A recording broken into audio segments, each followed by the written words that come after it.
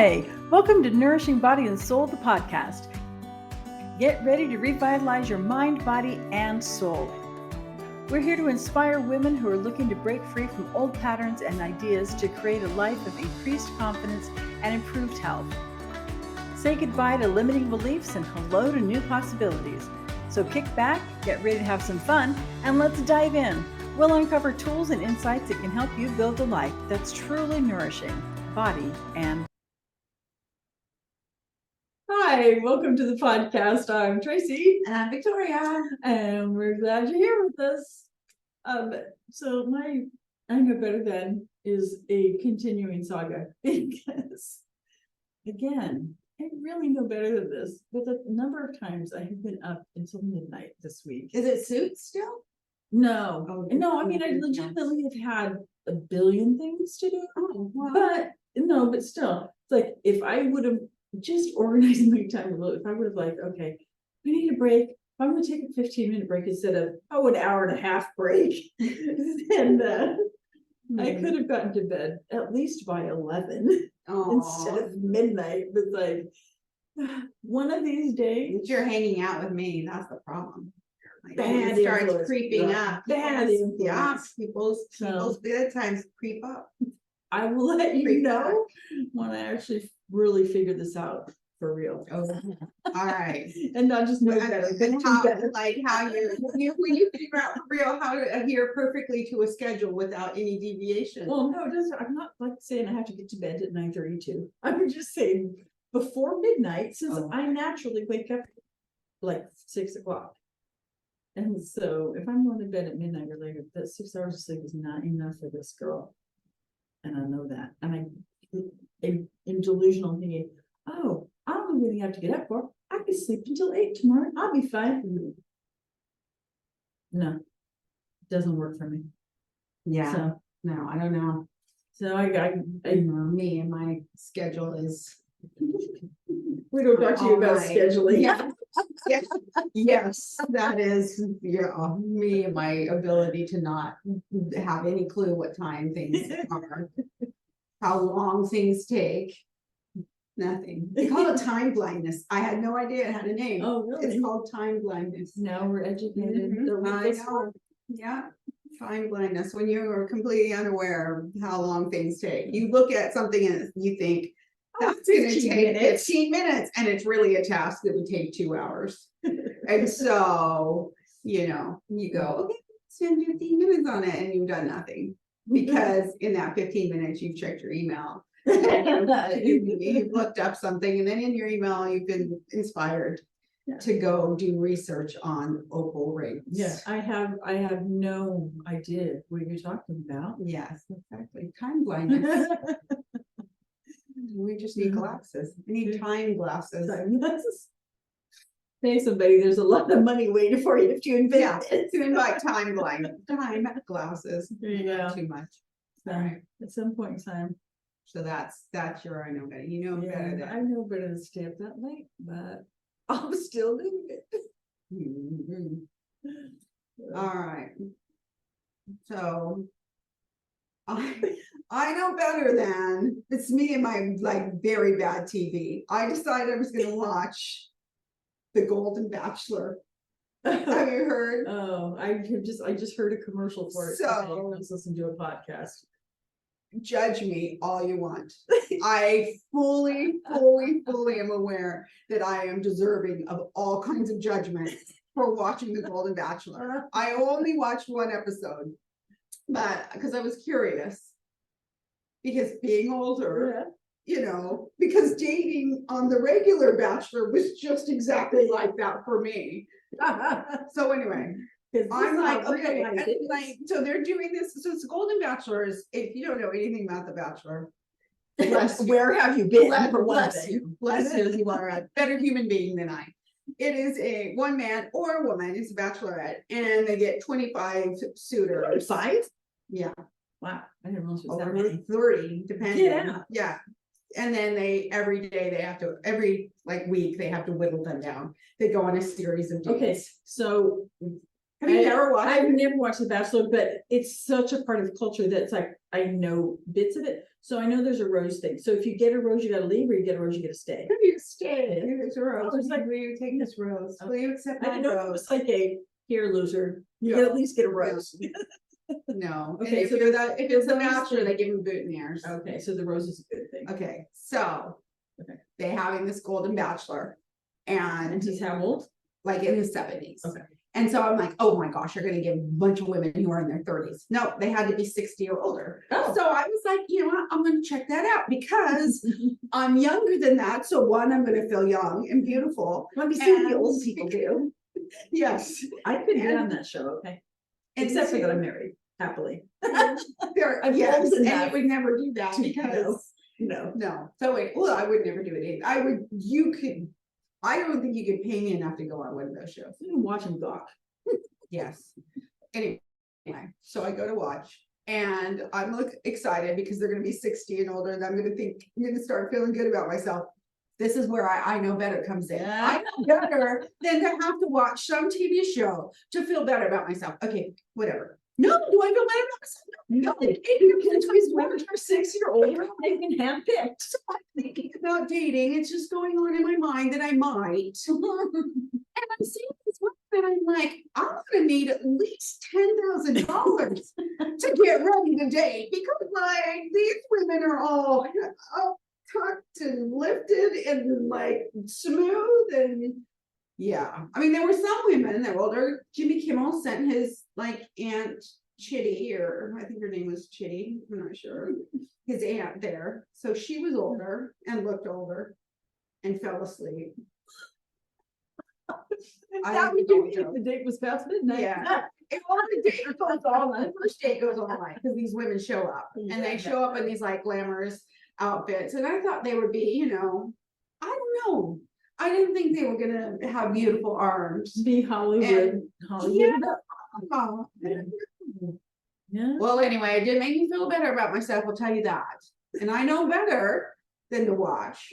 A reality, quote unquote, Yeah. TV show to feel better about yourself. There's crazy women too. They're like singing him songs and giving him poems and giving them like stuffed animals with like heart. Yeah, there's a bunch of stuff that goes on in these shows. They're a bunch of desperate women throwing themselves at this man. And then vice versa on The Bachelor, a bunch of desperate men throwing themselves. It's women with little weird things. So anyway, Or just acting that way so because they want to be on TV. $10,000. Venmo me. Yeah. No, let me just say, girl, with the strength of your personality, that is not enough to draw somebody in, cross them off your list anyway. All right, well, they're not being drawn in. Well, I'm not, of course, I don't really talk to anyone except my physical therapist. I don't think I've talked to any non-married men. Have this discussion before that if she wanted to marry somebody, it would have to be Amazon guy or UPS guy that actually walked to her house. Yes, Came to her home. yes, knocked on my door, was the right age, was funny There you go. and smart-ish. My standards are falling in. I'm trying to be smart-ish. Not an Sort idiot. of attractive, kind of. Enough that I'd want to kiss you. That's it. Well, you know, funny creates attractive. Funny does. Funny is attractive to me. So if you know of a funny UPS man and you have a package to send to me. Oh my gosh, this is dork. I have a friend who's like, you talk too much. To me, she said to me, you talk too much, you say too many things. Sorry, I'm done. Let us continue. You know, that's why you pay the big bucks. Somebody did pay me big bucks, not big bucks, but they did pay me bucks to talk. Yeah, So there. sounds like a great I job. know, it was like my dream job. Okay, speaking of dream jobs, Yes. today we're going to be talking about what is a dream job for a lot of either people or the people's mothers. Oh, yeah. or fathers too. We're going to be talking about medical professionals today. Yes. And That really is like, it's still one of those professions that's super on the noble. Like, you know, people used to say, oh, I want to be doctor or lawyer. Lawyers kind of tarnished a bit, I think, but doctors is still here. yeah, still a respected, Yeah. sought after. Though I think with their Mhm. student loans, it's not the same. Oh, I have a son Contact. who was thinking about being a lawyer, and he would have been very good at that. What convinced him otherwise is he talked to friends who were lawyers and found out how much student debt they had. Yeah. And they all said, don't do this. Me too. I wanted to be a lawyer, and there wasn't one lawyer. In fact, I ended up working in a law office as an intern. And yeah, they were all like, don't be lawyers. There wasn't anybody I ever met. And I ran in, like, I had circles where I knew lawyers, and all of them. I didn't find one lawyer that said, yeah, do it. Everyone said, like, violently don't run. So anyway, I'm not a So we're lawyer. not talking about lawyers today. No. See, this is the thing. 'Cause nobody wants This to is be the thing that my friend was like, stop, you need to stop going down weird paths and talk about the thing you need to talk about. That's the beauty of an ADHD mind. It's entertaining. Mhm. To some it must be annoying. So But medical professionals, medical professionals. if you've been with us for any length of Okay. time at all, you have heard what might be interpreted as bashing on medical professionals. We just want to do this one to make it very clear that we are not opposed to medical professionals. No, I haven't had very, very good doctors. So have in I. my time. In fact, I have a very, very good doctor right now. Yeah. But I don't have any that I can recall personal horror stories. You have a couple of horror stories, I like do. seriously. But and I've heard horror stories from other people. I fortunately have not had that experience, but yeah, had a minor with my first birth of my first child. But anyway, so last week we talked about the culture code.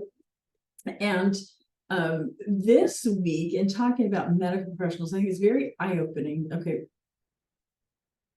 Split second recap of what a culture code is. It is what a society or a particular culture's view of some particular thing is. So it's the cultural idea of that. Subconscious. Right. And so the culture code for doctor is hero. Sense. And yeah, it's like, if you think about it, that completely tracks. And I think that that's problematic in many ways. And because a lot of people are just like, oh, you just have to do whatever your doctor says. And that's because we think the doctor is the hero that come in and they're all knowing. Yeah. We think that they're all knowing, so that like sometimes we don't advocate for Right. ourselves because we think, well, the doctor should know Yeah. that. He's Yeah. looking at my test, he should Yeah. know. Yeah. Oh, she's so educated. She's gonna know what I need to do more than I do, obviously. Yeah. Why else am I paying him the big bucks? Right. Right. Yeah. Why is my insurance company paying them the big Yeah. bucks? Yeah. But then there are also a lot of other people are like, well, I don't trust doctors. I don't trust them as far as I can throw them. And they do not want to go to a doctor because they That's just don't true. trust it. But My dad. that is, Men. I think that kind of a man thing, but just people who Sorry, that's just probably right. period That's a don't- sexist thing. But also from our age and up, that kind of is really, I know, think? I know Most men are too like, many men who are not even just our age, but there are too many men who are unwilling to go to the doctor. Yeah. I I don't know why. that's a whole nother study to do. Yeah, this is beyond our scope. Yeah. All I can say is when my husband had basically popped his finger open, he's like, no, I'm not gonna go to the doctor. It was a Friday night or Saturday night, maybe. And he had been doing some work on the house. And I've seen injuries being married to this man. And this thing was bleeding so profusely. And I'm like, okay, well, we should probably go in. And I'm like, and it was after hours, so we'd have to go to the ER. And he's like, I don't want to go in. And I know better than to fight him. So the way that I finally got him to go is like, whatever, it's your call, but just keep in mind, if you wait until Monday to go and they decide that there's something they need to do, they're gonna have to reopen whatever healing has happened. probably like a half an hour later, it's like, guess maybe we should go in. Oh. And this is a man who I have had to forbid him from buying sutures. What? He's gonna suture him himself? Yeah, he was shocked. I mean, he has like, you'd be very surprised at his first aid kit, but he's gonna buy sutures, and I'm like, absolutely not. Why? And he really did not understand. And then I was like, no, no, no. If anything's serious enough that you need sutures, you're going somewhere else to have it taken care of. Mhm. Done. No, Yeah. I'm putting my foot down on that one, and I don't get that way with him very often at all. So, yeah. Anyway, so there's that. Medical professional. Yeah. And the code for hospital is processing plant, and so we have these doctors that we consider heroes. Yeah. They're associated with these things that we just view as processing plants. That really is not true. Hospitals. Yeah, a lot of people have had that experience. Again, I have not had bad experiences in the hospital. I've had very good experiences. I haven't been in the hospispittal my own self very much. Me I know a neither, lot but of people. until, My sister. I 1 year where I had 4 surgeries. So but, You really did have like, every time I talk to you, you're like, or every time we check Facebook, I'm like, how are you hearing, like when you were getting your appendix out? yeah, it was all ear surgeries except for the appendix. Yeah. But yeah, I have my most experience with hospitals and doctors is because of one of my dear friends who has since passed. But it's so hospital processing plant, doctor hero. Interestingly, nurse is mother. That feels right too. And yeah, so it's like people don't dislike and distrust nurses nearly as much. But here's the thing with doctors, one of my young good friends, her husband he's a PA. Especially your old friends. You're not in your 20s anymore. She's still in her 20s. Okay. So we see what young is to her. 20s is young. But anyway, her husband just graduated as a physician's assistant. He's just like weeks into his first job. So I texted him because I want current information. And so I texted him and said, how many classes were you required to take on diet or nutrition and their effect on any, given health issues? Mhm. 1. In the course of all of his medical training, 1 class on nutrition.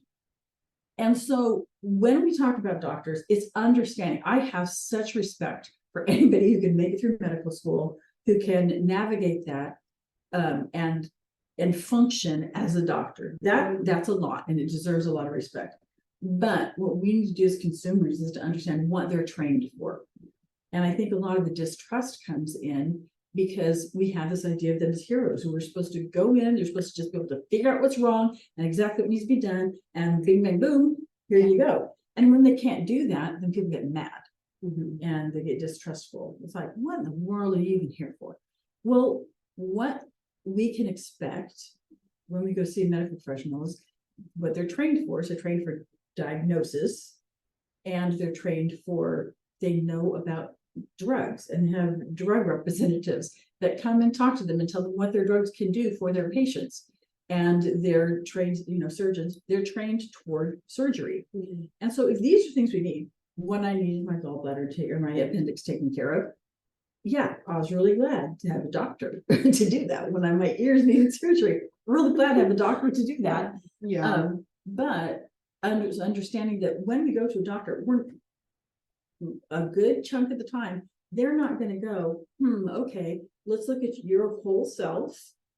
Let's look at all the parts of your life and put that into the picture. Because in our medical situation anyway, it's the body's very segmented. Yeah. It's like we have doctors that are brain doctors. Yeah. My doctor who worked on my ears is like, this is a very specialized thing Yeah. he does.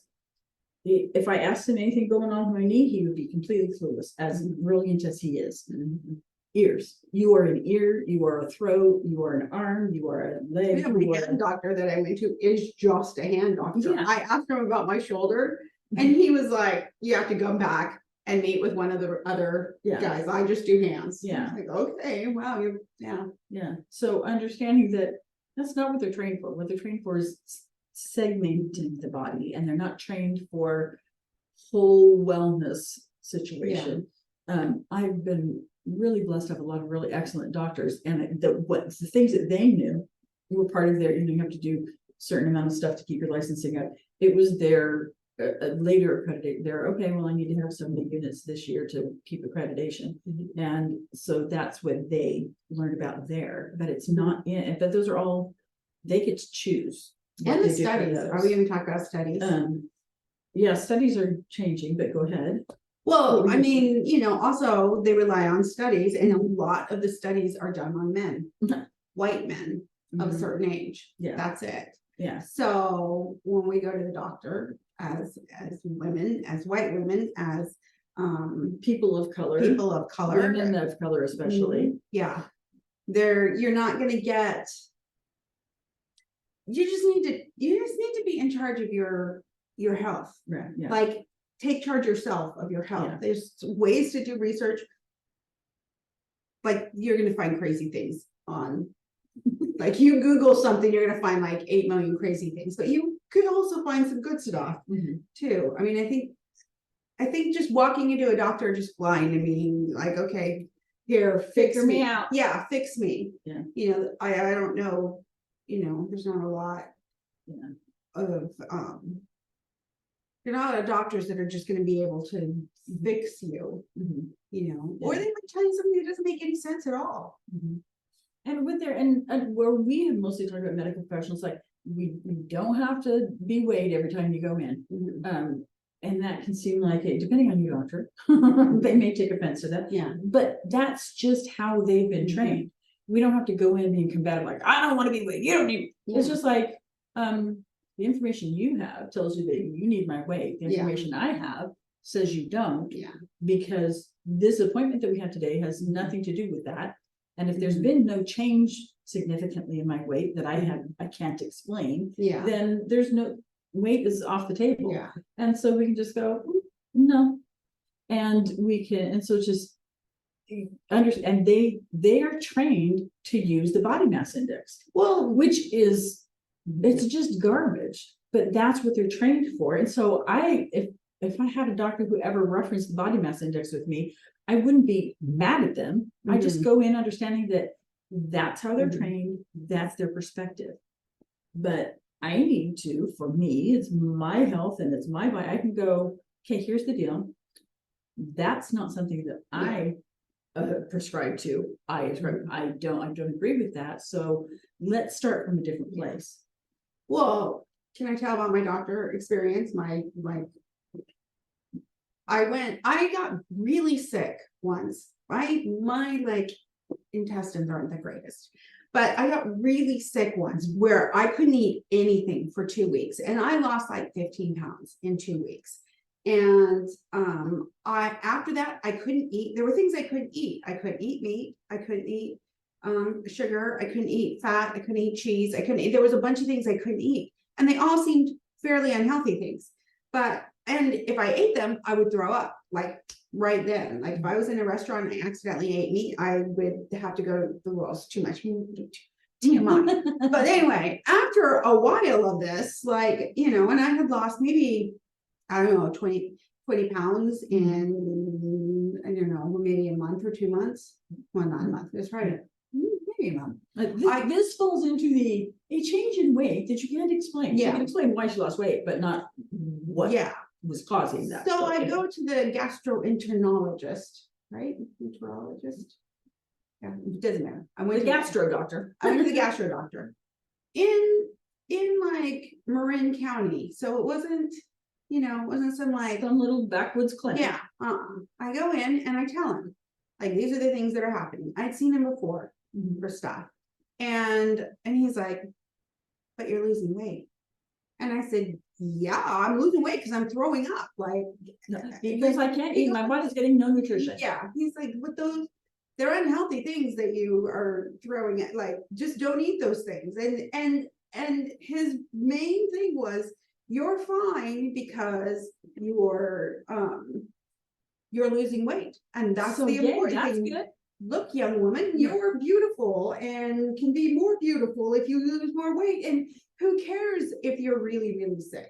That delayed like a diagnosis of almost a year. Mhm. And in that meantime, I was getting more and more and more and more anemic to the point where I then had to get infusions, and there was a whole bunch of stuff that happened because of that.